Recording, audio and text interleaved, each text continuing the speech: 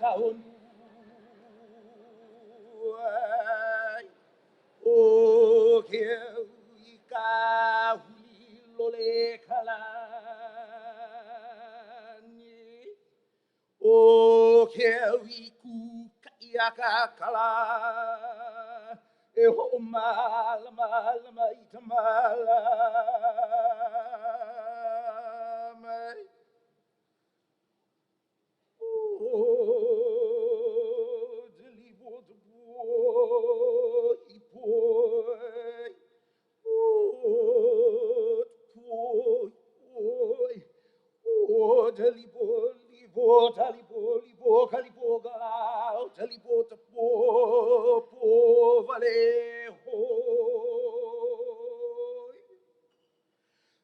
I know the boy. I know the boy can. I know poor elate boy by.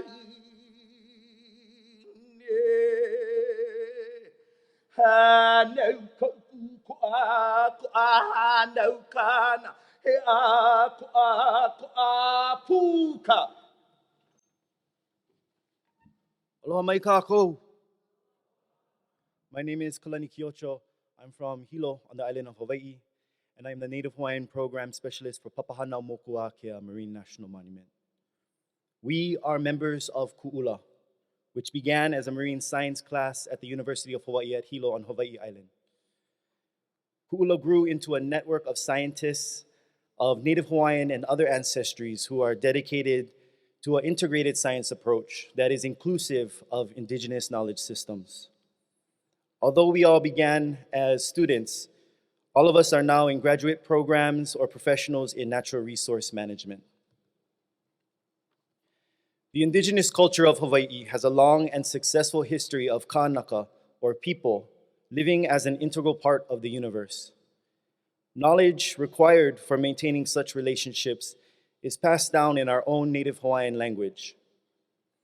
Our practices such as ocean navigation, fish pond aquaculture, adaptive farming techniques, and our arts such as hula and chant are the knowledge systems that we bring forth today.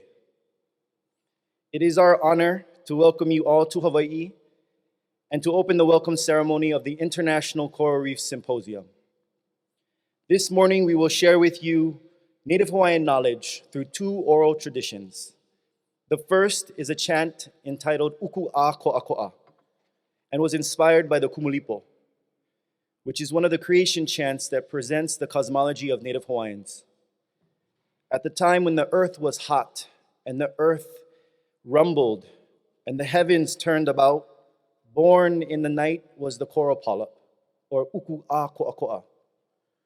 The coral polyp is acknowledged as the first creature born in the Hawaiian universe and as the foundation that supports life. Within the Kumulipo, this genealogy eventually results in the birth of Native Hawaiian people themselves, who stand upon the sands of ancestral coral bones.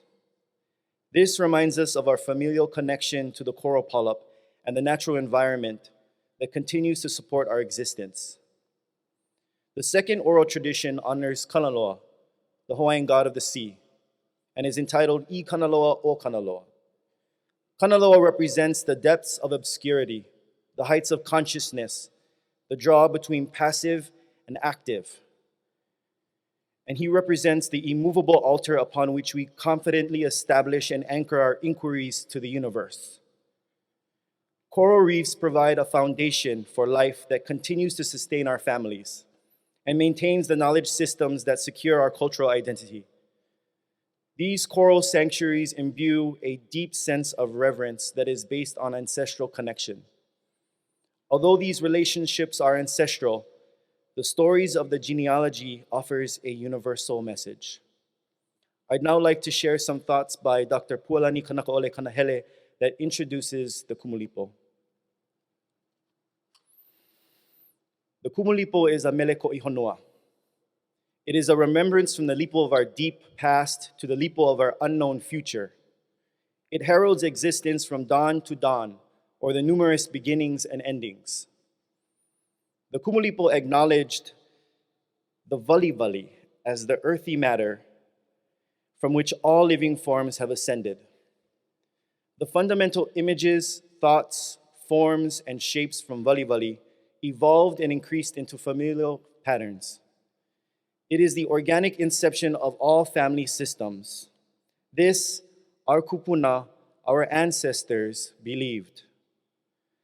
The Kumulipo articulates and reveals the connections of the sky and earth, the ocean and land, the land and man and gods, and returns again to repeat the cycle with the sky and earth, who are the gods. The Kumulipo recognize that the interrelationship of all things is an everlasting continuum. It is Ponahakiola, the chaotic whirlwind of life. This, our kupuna, our ancestors, knew. The Kumulipo echoed the complexities and details of the Hawaiian thought process. His skillful observation and examination brought understanding and respect to everything in his world. He realized that the powers for growth and bounty were the basic universal elements. The moon cycle was the principal motivator of the earth. It generated extreme movements of the ocean and caused the eyes of the land and sea to bloom and dictated the time for earth to commence or rest from production. The sun and rain were the penetrating, nourishing forces into the earth. The wind, ocean currents, rivers provided mobility for things and objects incapable of movement. The Hawaiian and all other natural forms of his world were the beneficiaries of this primal cadence and flowed with the rhythm of the universe. This, our kupuna, our ancestors, experienced. The Kumulipo maintained the theme of survival, urgency for life, and preservation of the species with procreation and evolution as the sinew. The dualistic nature of this poem supports this theme. The dichotomy of land-ocean pairing strengthened the notion for procreation and survival of the species. The drama of manipulation between Wakea, Sky Father, and Papa, Earth Mother, is the ultimate example of procreation and regeneration. The assimilations with Taro Child, the many-fold generations and forms of Haumea and Hina, with her multiple nature forms, continue the episode of preservation, evolution, and survival. This our kupuna learned. The Kumulipo is the reality of our dim past, the foundation for our present, and the pathway into our future. It is a cognizant reminder of our ancestors, their intelligence, their failure, their conquest, and their defeat. This song is a gift which encourages the warrior within us to awake to the contests and challenges which constantly confront us by using intelligence and ancestral experiences. It is our genealogy connecting mankind to earth and sky. You are the Kumulipo. Know that esoteric soul inside of you and celebrate your Ponahakiola. This is an important reminder as we gather here this week as coral scientists, managers, and educators during a very critical point in our earthly history. Himakana kupuna keia no kākoa pau. We welcome you all and wish you a successful conference.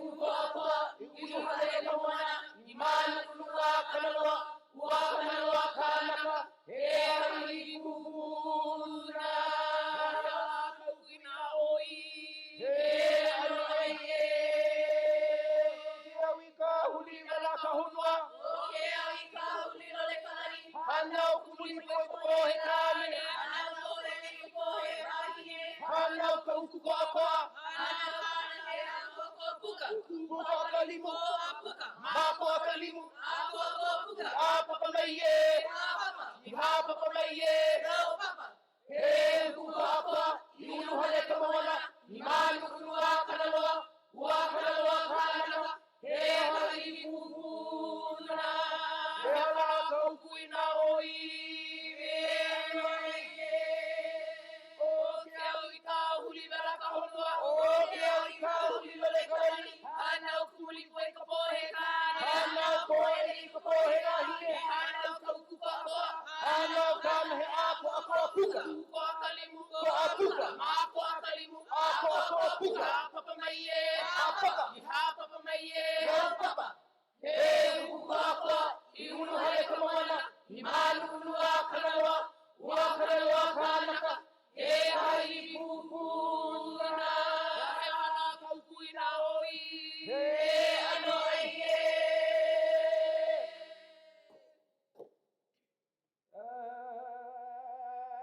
Ahuvale paiman okamoana akanalo Mailalo, Kanaloa, Kanaloa, Aluna, O Kanaloa, Kanaloa, Maikahema, O Kanaloa, Kanaloa, Akakau, O Kanaloa, Kanaloa, Maiketua o Kanaloa, Kanaloa, Akealo, Kanaloa,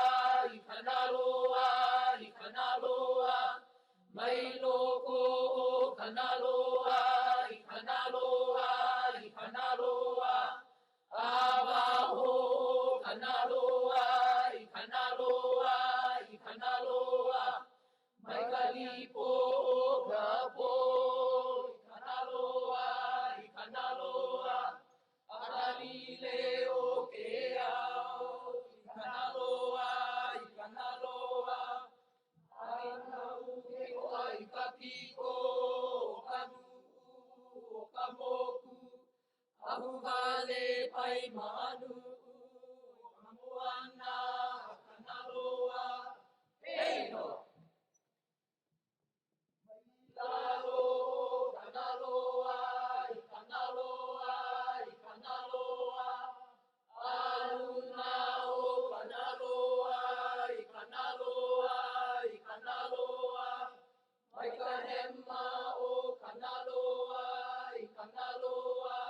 Kanaloa, Aka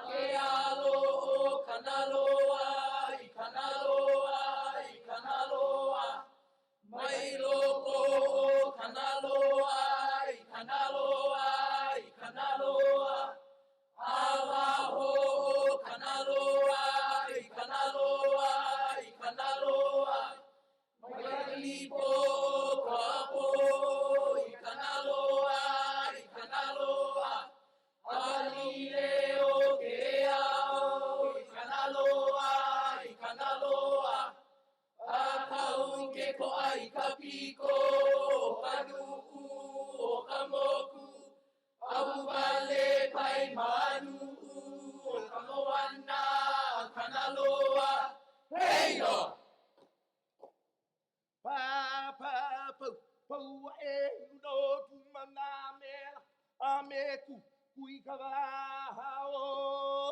Amena, Namelan, Awapa, Pokako, Awanwa, Notikahua, no, Kulukamaki, Waka Ihelemoy, Tua Helenoy, Alo, Alohana, Leomato, Makamagole, Kalanui, Helemauko, Livalelae, Huli, Hulia, Night, Makane, Alana, Ekana, Nayapuya, Oi, Yakana, Okale, Aheleo, Baleno,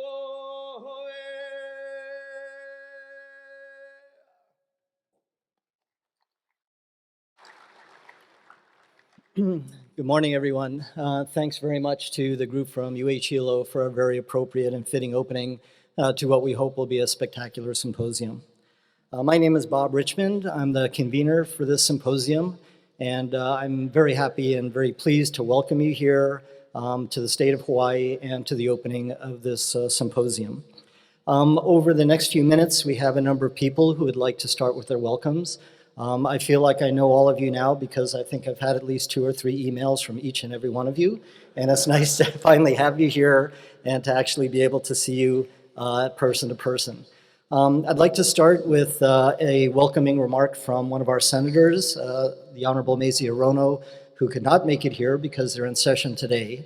But if I could ask the AV folks to cue up the welcoming message. Aloha, this is Senator Mazie Hirono. Welcome to the 13th International Coral Reef Symposium, the first ever held in Hawaii.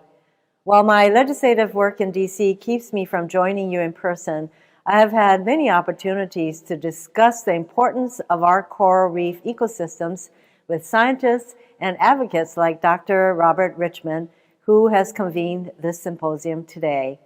I'm glad that such a distinguished group of scientists and advocates have come together to discuss the health and future of our reefs. Thank you all for the work that you've done and all the work you will continue to do to protect our reefs. I certainly don't need to tell you how important coral reefs are, especially to island and coastal communities. Unfortunately, however, there seems to be a disconnect in Washington between what scientists know and what Congress is willing to do. Too many of my colleagues in Congress deny basic science when making national policy. To them, global warming is a myth, and climate change and the rising temperature of our oceans have no impact on the lives of everyday Americans. We know this is fundamentally untrue, but we can't just count on these members coming to their senses. We have to dedicate ourselves to the hard work it will take to educate policymakers and other naysayers to change their views. While there is much we can do, earlier this year, I joined my colleague, Mark Takai, to introduce legislation to spark innovation in coral reef health research. Our bill would offer a competitive prize to encourage federal agencies and the private sector to develop new approaches to protect our reefs.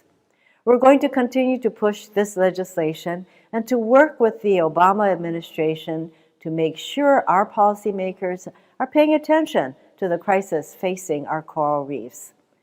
Bringing scientific and policy leaders in meetings like this ensures that our coral reef ecosystems receive the attention they deserve.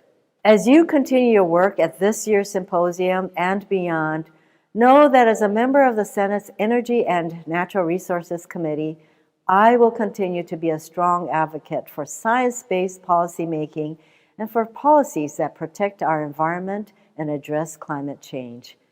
Mahalo to Dr. Richmond and the University of Hawaii for hosting this event. And mahalo to all of you who traveled from around the world to be here today. Working together, we will continue to fight to protect our coral reefs.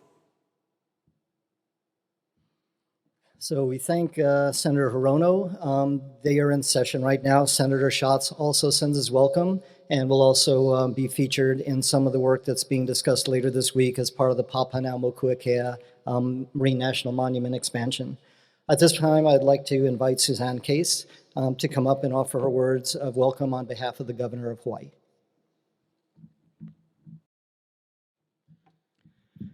Thank you, Bob, and thank you to our incredible welcome. And what a room full we have here. This is really a great honor to be here. It's an honor and a privilege for me to welcome you on behalf of Governor David Ige and the state of Hawaii to the International Coral Reef Symposium here in Hawaii. We have so much to learn and so much to share, and it's incredible to see this room full of old friends and new friends and people who are dedicated their lives, all of you, to the health of our reefs and ocean systems. And I've been privileged to work with many of you in the past and in the present and in the future. A special welcome to our distinguished guests, President Remengesau, President Heine, President Christian, who have been leaders in the Pacific Islands. Special welcome to our distinguished guests from federal government leadership in Washington, D.C., and really a special welcome to all of you. We have tremendous threats we have to address globally and here in Hawaii, and it's very, very important for us to be able to come together with you to study the latest in science on the threats and the benefits of coral reef protection, the threats of climate change, unsustainable fishing, marine debris, aquatic invasive species, ballast water and hull fouling, other invasive species, onshore sources of pollution onto our reefs. All of these are incredibly broad threats and really damage our reefs everywhere, and particularly here in Hawaii, we know where it works and where it doesn't work, and we need to learn and exercise the most freshest methods and knowledge to study our research. And we have been working hard here in Hawaii in community-based marine management, in science, in monitoring, in planning for climate change resilience, in fighting off threats of mass destruction to our sea cucumber ecosystem. So we've been able to make some good strides, and we look forward to doing it in the future with all of you and all of your support. So thank you very, very much for being here, and it's a great privilege and honor to have every single one of you here with us. Mahalo. The room filled in. Aloha mai kako. Welcome to you all. I'm David Lassner, the president of the University of Hawaii system. Pleased to welcome you on behalf of the university. I think most of you, so far everyone I've met in this room has some connection to UH. So I'll just briefly mention that we're the statewide system of public higher education here. So all public higher education in Hawaii, from community colleges through UH Manoa, our world-class research university, are part of the University of Hawaii system.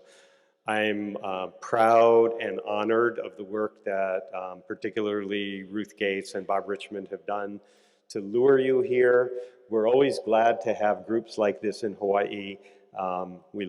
Please spend a lot of money while you're here. We appreciate that. But in particular for a group like this, this is just an amazing opportunity for us in Hawaii, our students, our faculty, our natural resource managers to interact with you, to share what we know of the threats to our coral reefs, and to share with you what we have done so far to try to help our coral reefs recover and sustain them for the future. But more importantly for us is to learn from you and your experiences, your research, and your the policies and management practices that you've implemented. And that's a key to what you are doing, and it's a key to what great universities do in their communities. It's not just to understand the problems, but also to understand solutions and to work with policymakers to implement solutions that result in healthier communities and a healthier environment. I'm very grateful for all that you are doing and will be sharing over these this next week here in Hawaii. So thank you very much for your kind attention. Thank you especially to our distinguished guest, President Remengesau, for joining us. It was good to see you at World Oceans Day in New York at the UN a couple of weeks ago. President Heine, one of our proud alum from the University of Hawaii, thank you for joining us. President Christian, Assistant Administrator Sobek, thank you. And I didn't see Esther this morning, but our very own Assistant Secretary Esther Kia'aina is also joining. So we're delighted to have you here. Enjoy your time, and I hope you actually get out of the convention center at some point and get to experience some of our coral reefs in Hawaii. Aloha. Good morning, everybody. I want to add my thanks to the conference organizers, Dr. Richmond. This is an amazing assembly that you have here. This is really the premier science community. This conference always has been the focus of the presentations on where we are in the world of coral science. But I think that you've added another dimension altogether this time around. I'm very proud of the federal contingent of scientists that are here. I think I forgot to introduce myself, though. If you don't know me, my name is Eileen Sobek. I'm the Assistant Administrator for NOAA Fisheries, and I'm the co-chair of the U.S. Coral Reef Task Force, which comprises a number of federal agencies, our state and territorial partners, and representatives from the Freely Associated States as well. As I said, I'm very proud of the contributions of federal scientists in this body and into the body of science in general. In NOAA and many other federal agencies, we have both scientific responsibilities and management policy and leadership responsibilities. And I think the acknowledgement in this conference that we no longer have the luxury of working on the science independently and letting the policy catch up to the science.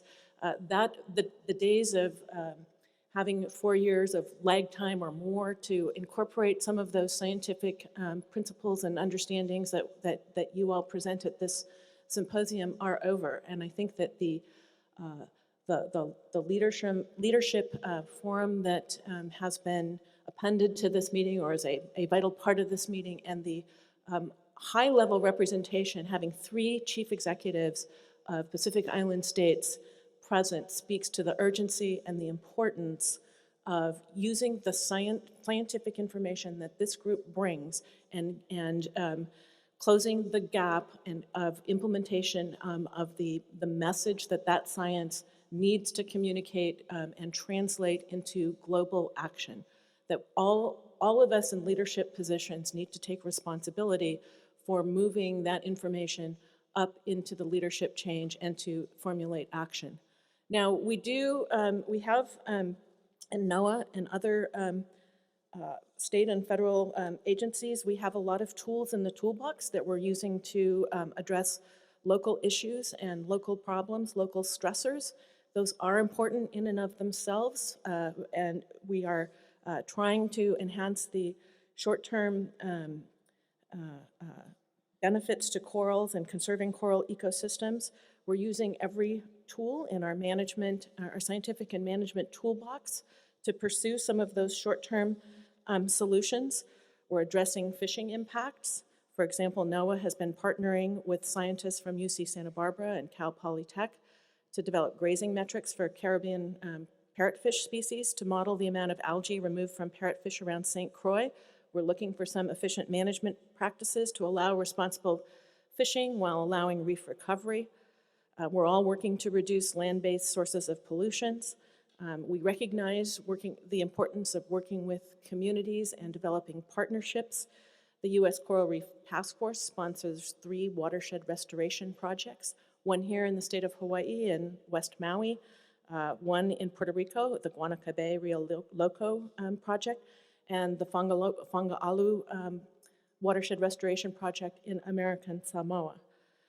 Here in the United States, we're also using whatever authorities, legal authorities we have to protect coral reefs, to avoid, minimize, and mitigate for impacts. That includes using the Endangered Species Act where that's appropriate. In the last few years, we've listed a couple dozen new coral species, and we are trying to use the tools under the Endangered Species Act to protect corals and related coral habitat.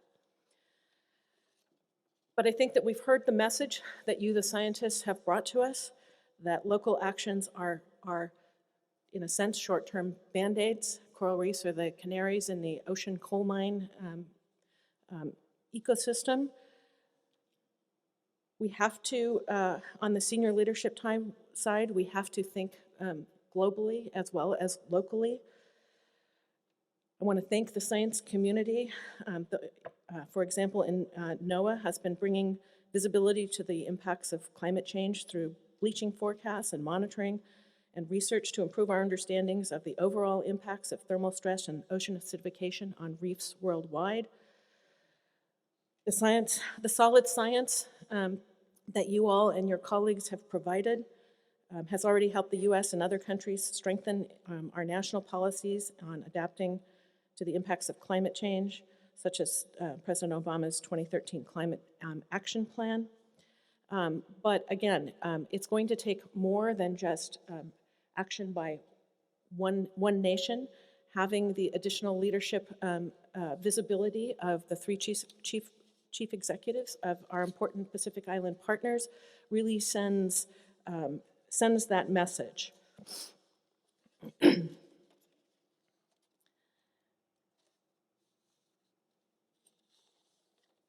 In closing, I just want to say that we all need to continue to come together as a global community to conserve these fragile, incredibly important ecosystems, but to chart a course of commitment to solve the larger issues that are the root causes.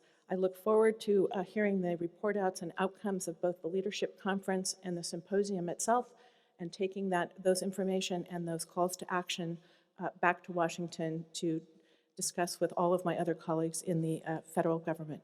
Thank you again for your commitment. Look forward to participating this week. Wow.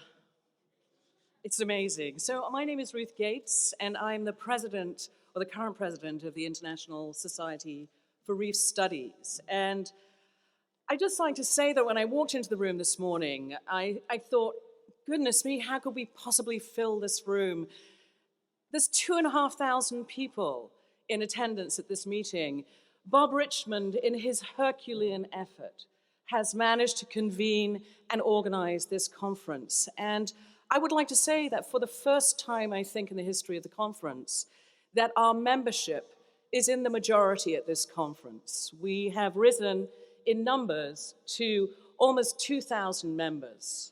And I'd like to point out that many of those new members are extremely young people who are new to the field, people who are coming in, and the people who are actually going to implement all of the solutions that we can think about and discuss this week. And so I'm ecstatic to acknowledge not all of the senior participants who are in the room today, but all of the very junior people who are in the room for the first time.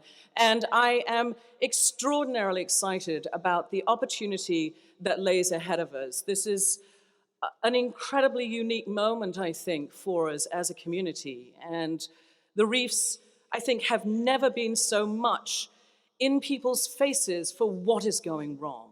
And I think the situation on the Great Barrier Reef and other places in the Pacific, particularly, have currently really focused attention.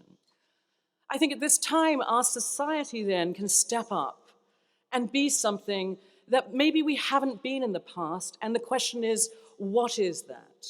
And that's the question that we're going to ask all of you this week. We want you to tell us how you think our society can best serve the agenda of creating a collaborative network that can coordinate effort toward much greater impact than any of the independent members could alone.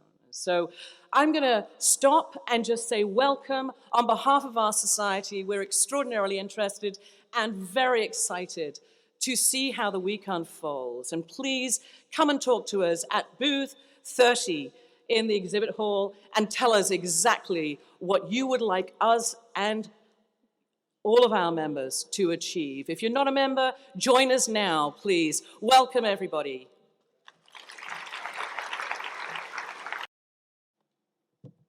Okay, thank you all, and thanks very much to our special guests and for the welcomings that were provided. And what I'd like to do is just give a very brief background on where we are and hopefully what we'll be doing over the next few days. And again, on behalf of the organizing committee, and while most people are putting the blame on me, obviously this takes a lot of people. So I'd like to thank personally Ruth Gates as the president of the International Society for Reef Studies and the numerous people on all the committees that have made this possible. For those of you that have not attended previous symposia, on this one is quite a bit different.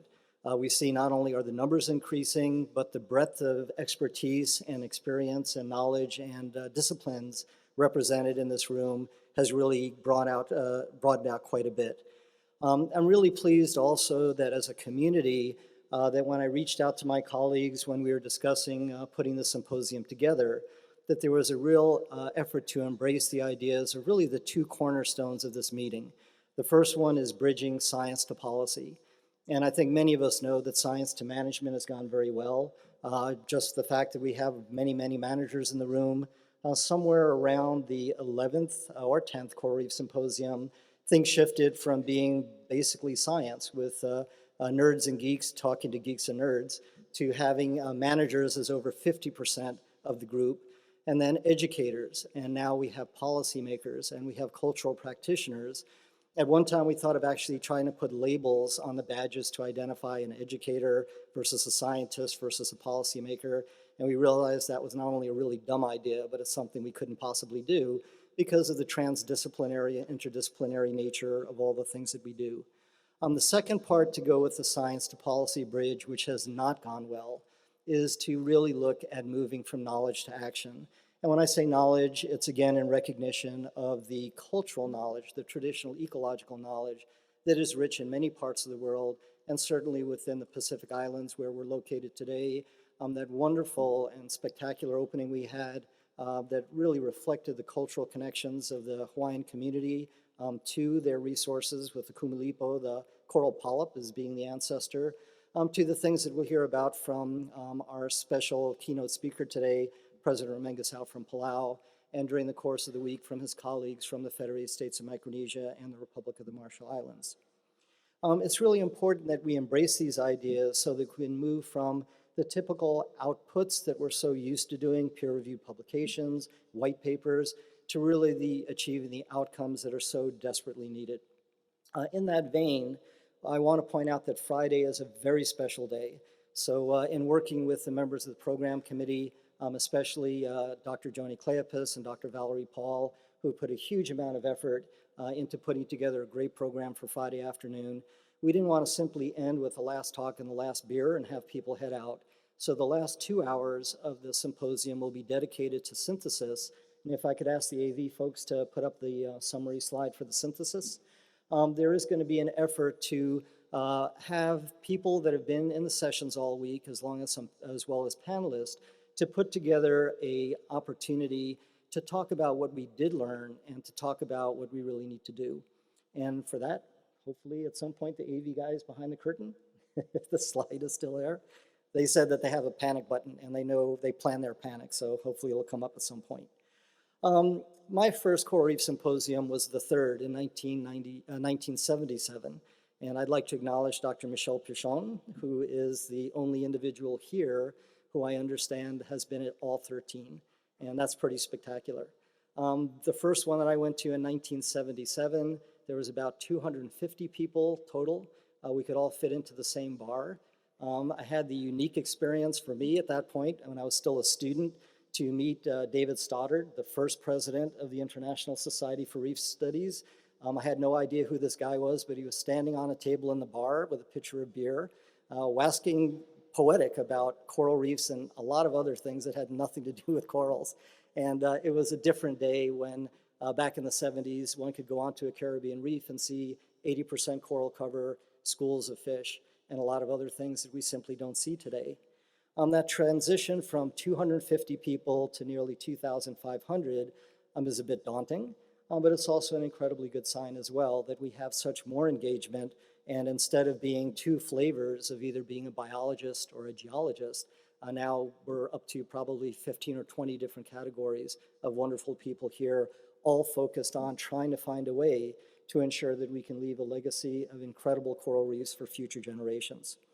In addition to the normal scientists we have here, I certainly want to again acknowledge that we have three chief executives from three sovereign nations, the President of Palau, President Remengesau, we have President Christian from the Federated States of Micronesia, President Heine from the Marshall Islands, and to have three presidents who have busier day jobs than we do, believe it or not, would take the time to come to a meeting to try to participate and help lead us as a community in how we can better build this bridge between science and policy.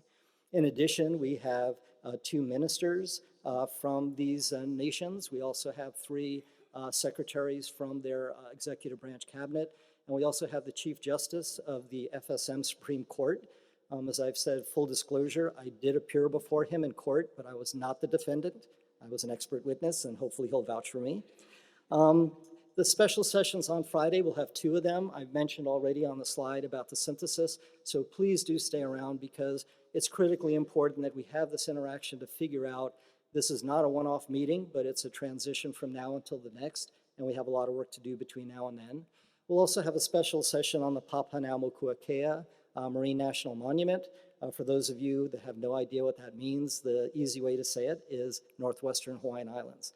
There is an important initiative before us. President Obama, under the Antiquities Act, is giving serious consideration to setting this aside as a larger area from its present 50-mile protection all the way out to 200, the full EEZ, which would make this the largest marine protected area in the world.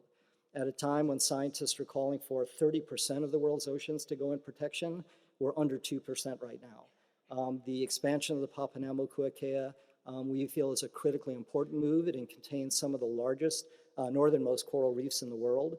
And in a world of climate change, they're not immune from it, but it's another way of hopefully building pockets of resilience for the future. There's a beautiful photo exhibit downstairs, which I encourage you all to go through, and on the wonderful app that was put together by the Schneider Group, who's done a wonderful job in setting this up. If you go to more, you can click on it and find the link to the Papahanaumokuakea expansion site. This is the 10th anniversary, and the Friday afternoon session will present biocultural resources. And again, I think this morning's demonstration was a real show that culture and science are so integrally connected, and that's another great example where it can go. There'll be numerous opportunities at the symposium to interact with the broader community, Monday, Tuesday, and Wednesday nights. We have open sessions. Tuesday and Wednesday will be here in the ballroom. Monday night will be across at the Alamana Hotel. And we encourage you, as President Lassner said, to go out and see the community. We're not taking attendance, so if you want to play hooky, I encourage you to do so. And to reach out to people, invite people to come on those nights. For all of those single people out there, why don't you try to get a date? And I can give you the perfect pickup line. How'd you like to learn about coral reefs? And I can tell you, it works. My wife and I will be celebrating our 23rd anniversary this August. We actually got married in Palau, and that's the line that got me my wife and ended up with our daughter. So if it'll work for me, it'll work for you. Right now, as the numbers look, we have over 1,500 oral presentations, 700 posters. We have 45 sessions that are auxiliary, ancillary town halls where a lot of the action is going to be. We've tried to shoehorn things in as much as we could to make the most of this opportunity. There's a TBD to be developed for Friday morning. We have a couple of plenary speakers who are still on the line, but it's outside of my control. It all depends on what Vladimir Putin and ISIS are doing at any given moment. I've reached out to both of them saying to take a break. I don't know if they'll do that, but we do have several people, which I'm hoping will be here Friday morning, and we will let you know.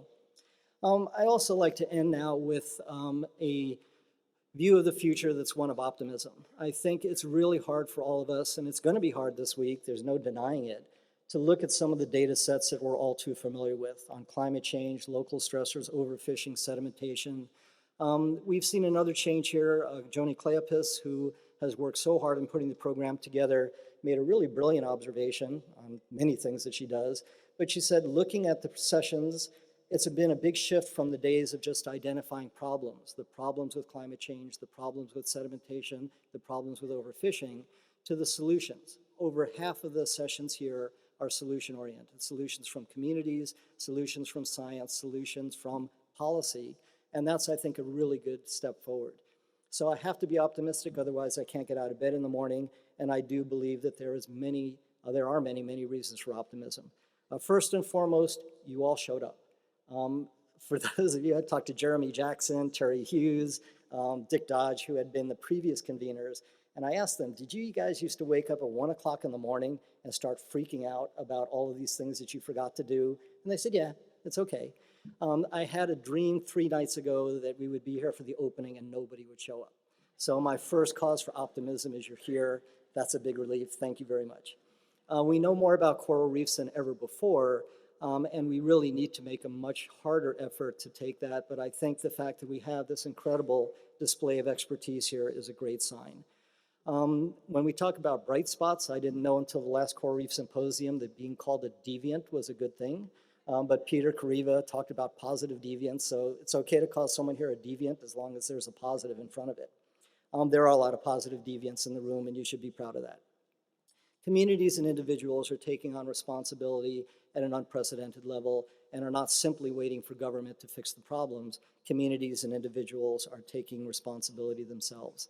As Ruth Gates, the president of the society, said, this is a new record for members of the Coral Reef Society, and I urge you to maintain membership because I think that's another means for being optimistic. There's never been a greater need for a very strong and vital society to be able to address the pressing challenges that we have. Finally, in terms of bright spots, I would like to introduce our keynote speaker today, President Remengesau from the Republic of Palau. I've had the good fortune to know him since the 1980s, and it's hard to go to Washington, D.C. and work with leaders and not be jaded. Talking with Terry Hughes and Charlie Farron, they can tell you about what's been going on recently with Australia approving a 60-year lease on the largest coal mine in the world. And these are things that are very disturbing about politicians. To sum it up, President Remengesau is not a politician, he's a true leader. And myself, Chuck Berkland, and others had a chance to do work with him over numerous occasions, including the 1998 bleaching event that hit Palau very hard. It basically took out 30% of the corals in the archipelago. And at the time, President Remengesau, who was vice president at the time, reached out and asked, what did we do wrong? We went down, we surveyed the reefs, about a third of the corals had gone and had nothing to do with anything that the Palauans did. It had the only misfortune they had is to be part of the globe and the community of people that are using things at a level that's unsustainable, and it was their reefs that suffered the consequences, and you'll hear a lot about what's been happening around the world. But please don't let that take away and cause paralysis. Let us redouble our efforts to go forward.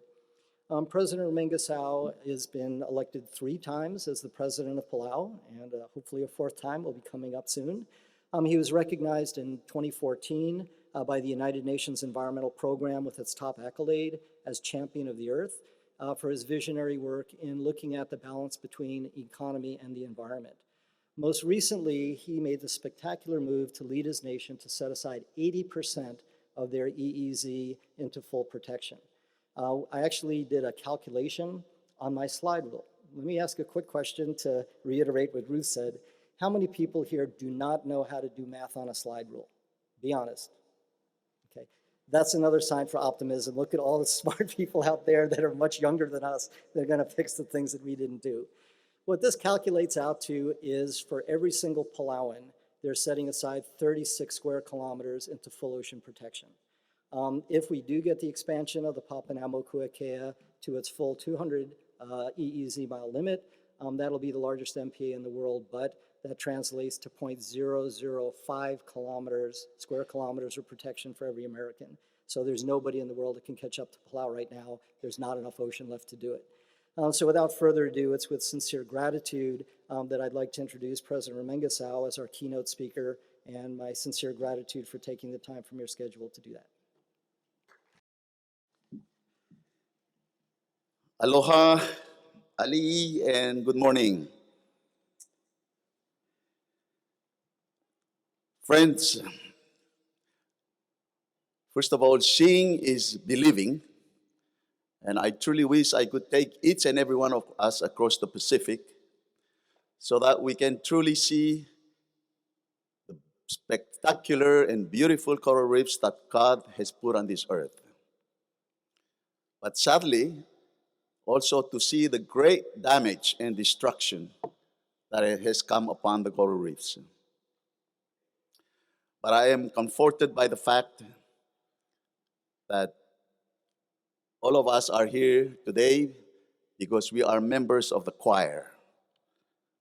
Together, all of us are on a mission, and that mission is to make sure that our children and their children grow up to see the coral reefs that God has put on this earth.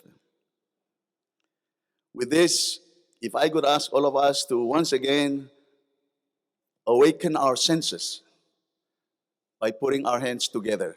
Could we do that?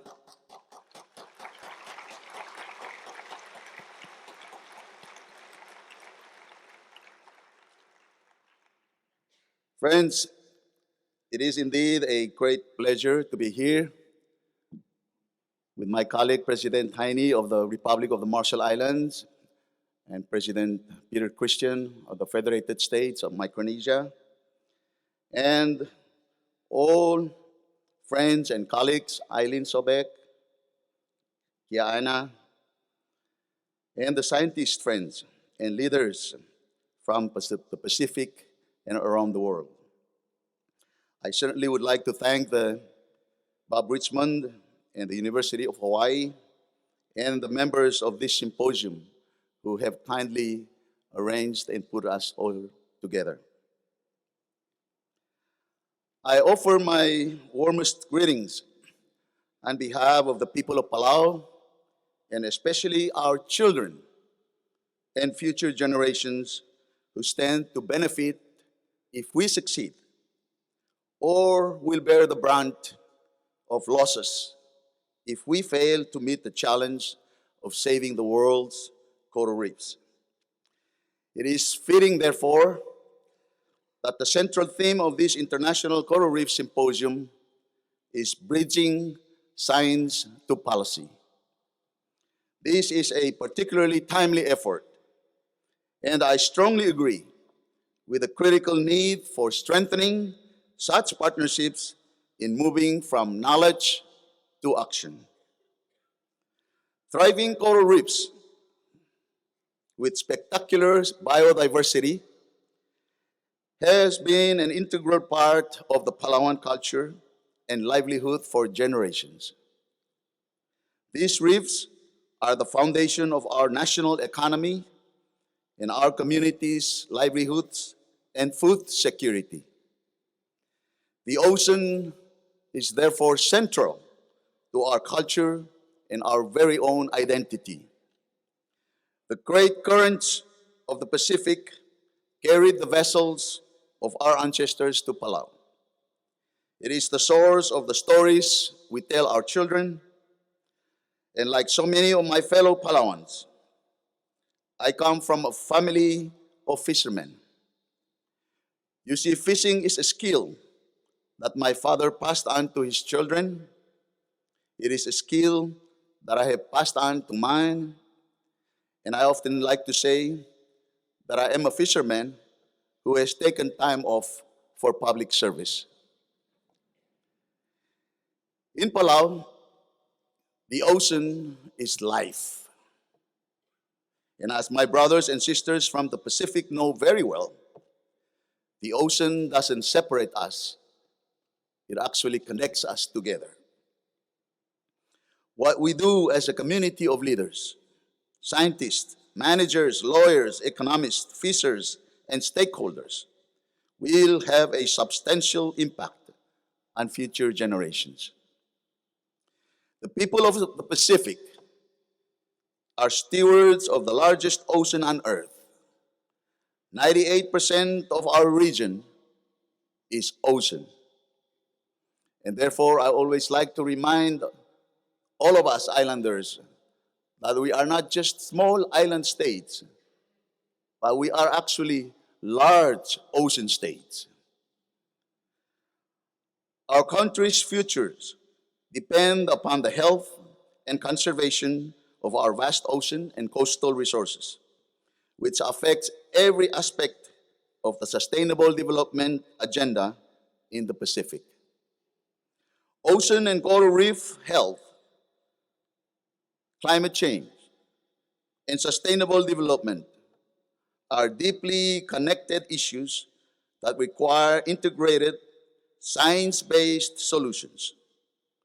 In 2015, the international community took major steps, at least on paper, toward the integrated solutions we urgently need with adoption of the Ocean's Sustainable Development Goal and the Paris Climate Agreement. 2016, therefore, must be the year when all of us together takes the first big steps toward implementation of the global commitment towards a healthy ocean as a cornerstone for sustainable development. You see, Palau has a long history of environmental stewardship. Over thousands of years, our elders refined customary practices so that the rich diversity of life within our waters would continue to provide for the needs of future generations. Our people understood the centrality of oceans. So we, along with many of our Pacific Island neighbors, have taken strong steps to protect it. Palau established the first shark sanctuary in 2009 to protect these beautiful animals. And we led the Micronesian Challenge to establish protected areas across the Pacific region. Palau has established a protected areas network, and with coral, seagrass, and mangrove protected areas along our coastlines in order to stabilize these important and interconnected ecosystems. These protections are based on sound science that shows the economic values of conservation. We instituted a green fee that is added to our departure tax at the airport and helps conserve our corals, ocean, and forest resources by providing proper economic incentives and support our protected area network. Here, my friends, I must stop and emphasize that the economics of coral reefs conservation can be quite amazing. For Palau, reef sharks, for example, are worth $1.9 million over the course of its 60 or 70-year lifespan. Certainly worth 2,000 times more alive than a dead shark. Comparing the value of live sharks in the dive tourist industry to their dead price in shark fin soup. Our development plan is to create, therefore, a stable lifeline for our economy that ensures our cultural use of our reefs and maintain our position as a pristine destination to show the world what stunning coral reefs are like. And so oftentimes, my people get mad at me when I tell them that people come to Palau not to see our beautiful human faces, but to see the faces of the sharks. And with my luck these days, I want to look more like a shark. But there's another thing about Palau sharks that I wish to share with us. They are vegetarians and they've never killed anybody before.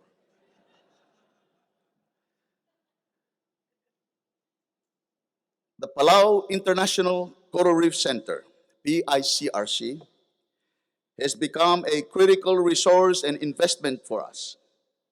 enabling Palau to harness local expertise, including in the area of traditional ecological knowledge, and to attract scientific talents from around the world while nurturing our own citizens as they pursue careers in science. Traditional ecological knowledge is a cornerstone of our past and present governance systems of chiefs and women's groups, in addition to elected leaders. When resources were deemed low or at risk, a bull or closure could be immediately put into place with full compliance ensured. The closure could be an area, a species, or a time period. And in this, I want to congratulate and acknowledge the efforts of Time Magazine's own hero of the earth, Mr. Noah Idong, and our own son and local scientist, Dr. Imnang Golbu, who together work with the grassroots to make the bull truly a national government policy. Are they here? Would you stand up and be recognized? Noah and Dr. Imnang Golbu.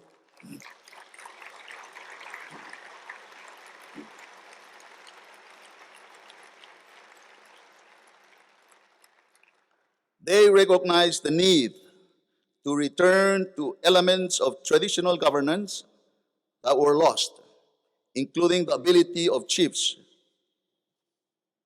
to institute a bull or a closure when necessary. Finally, friends, last year, Palau established the Palau National Marine Sanctuary, as Bob has kindly elaborated, which is a landmark, large-scale marine protected area that will encompass Palau's entire exclusive economic zone.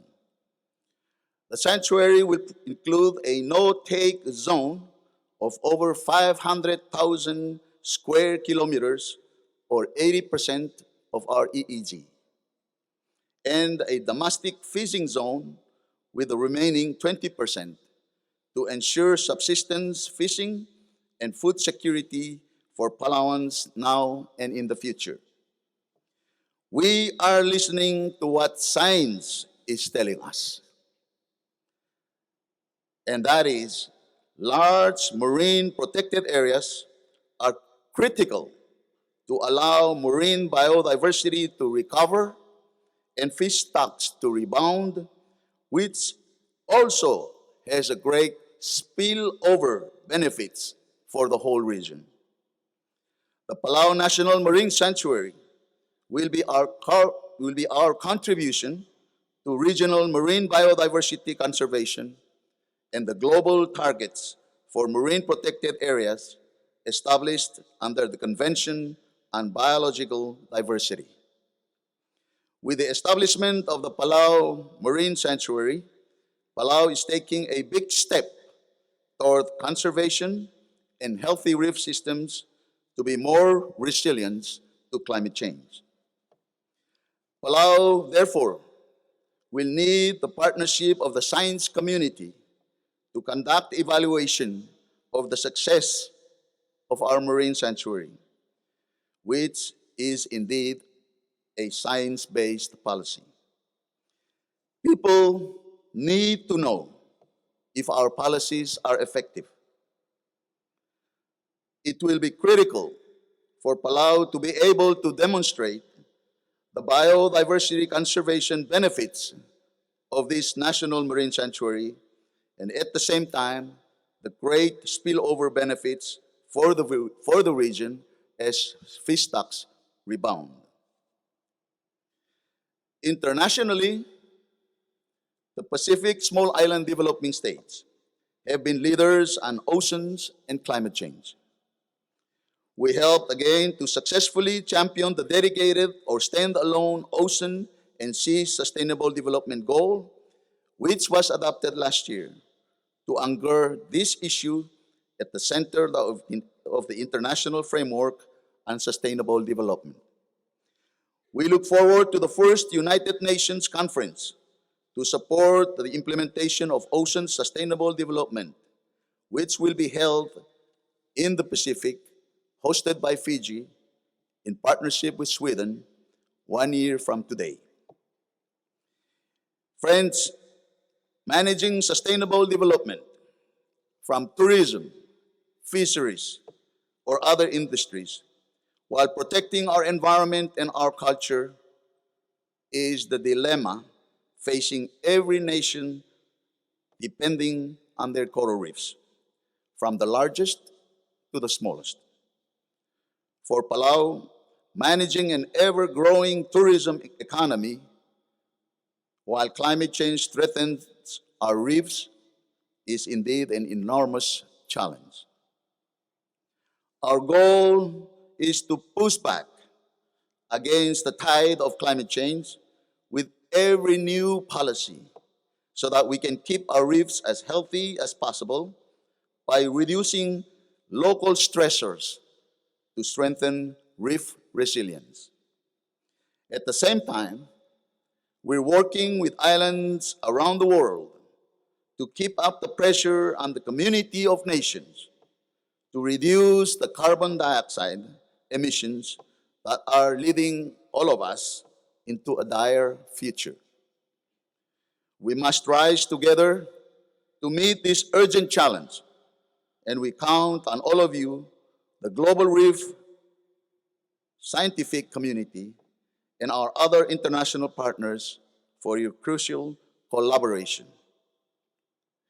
And just like any important relationships, collaborations require long-term commitment, trust, and transparency. True partnerships to be effective, and effective,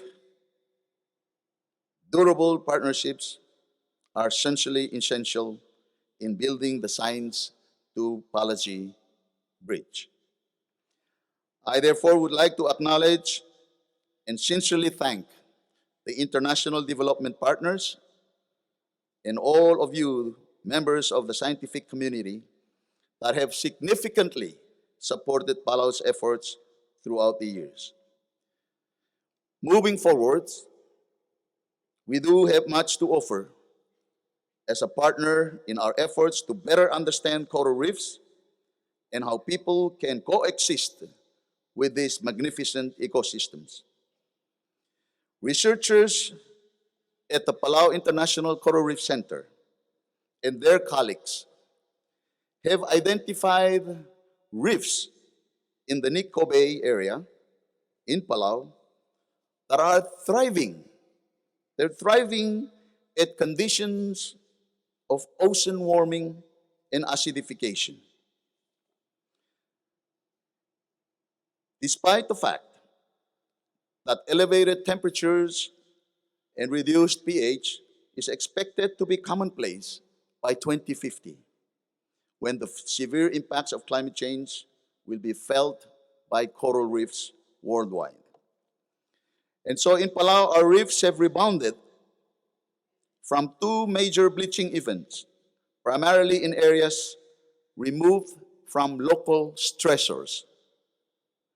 The daunting truth for us now, though, is that we are now not just facing global threats for climate change, ocean warming, and acidification, but also growing local threats to our oceans from the illegal fishing, pollution, and erosion that pose a major threat also to our reefs.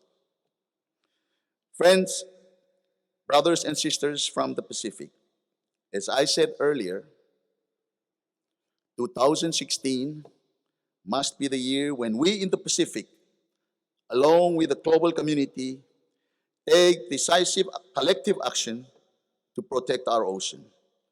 2016 really must be the year of implementation. So today, at the opening of this International Coral Reef Symposium, I would like to challenge all of us to develop coral reef resilience and protection initiatives in the Pacific this year. This is the year when we must collectively begin to implement the ocean as a sustainable development goal in earnest through concrete projects. We need your scientific expertise and partnership to identify the reefs we should prioritize for conservation action, and those reefs that are most vulnerable, as well as those that are most resilient to climate change. And we need the collaboration of our development partners, NGOs, and others to help develop smart policies to protect our reefs and to implement and enforce those policies effectively. In conclusion, let me say that after over 3 decades in public service, safeguarding Palau's natural resources, one thing has become very clear to me. We are all at a crossroad in the conservation and security of the Pacific. Unprecedented new challenges, from industrial fishing to pollution and erosion to climate change and ocean acidification, all of these imperil the marine environment and with it our development prospects. Bold policy decisions, bold initiatives have to be put in place as early as possible to serve as the foundation of a Pacific vision of prosperity, while maintaining a strong Pacific society that fits our island characters and values. Partnerships are supremely important as we strive to move forward under the threats of globalization and climate change. True partnerships between the Pacific Islands and the scientific community is fundamental to protect coral reefs and promote healthy oceans for our people and our children.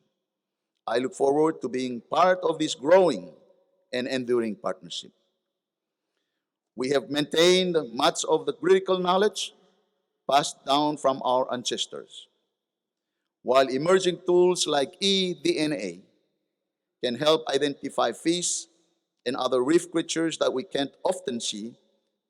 We have fishers who can do the same, or fishermen who can do the same by simply listening for reef sounds. It is clear that the path for the best future relies on connections to our past in partnership with the science of today and the future. Pacific Island nations must therefore direct our own path towards self-reliance, but we cannot accomplish our goals alone.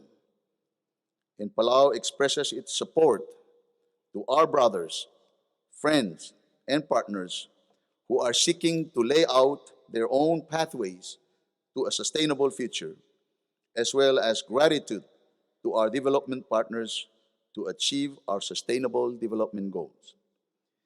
In this regard, let me also recognize recent announcements of bold leadership.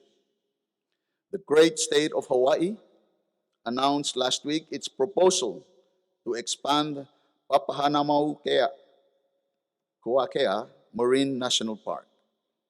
And I am honored to join the scientific community, the native Hawaiian leaders, my brother Nainoa Thompson, in support of this endeavor.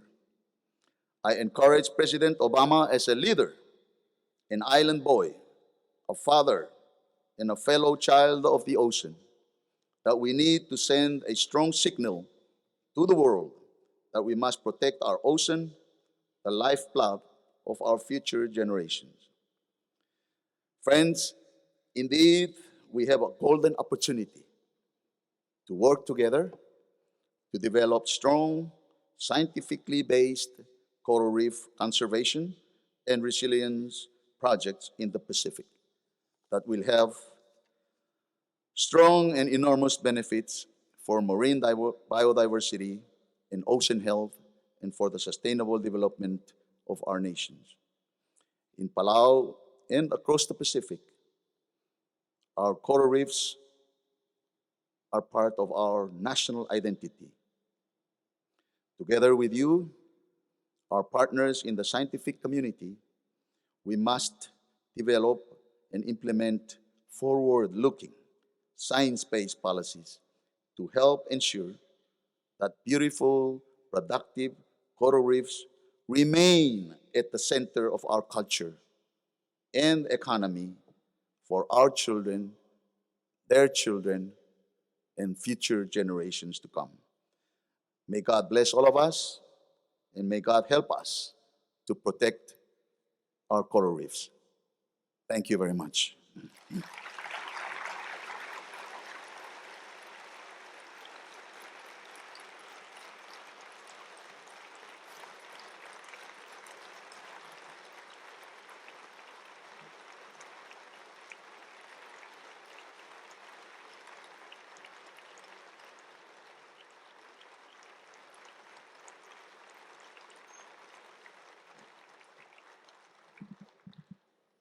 I truly pity anybody who has to speak after President Remengesau. I can't thank you enough for that inspiration, that call to action, and the true demonstration of leadership. So with that call to action, we're moving up to the break, and I encourage everybody to keep in mind the wonderful ideas presented by President Remengesau from all the people here, and I hope we can solve all the world's problems by Friday. So let's get at it. Thank you very much.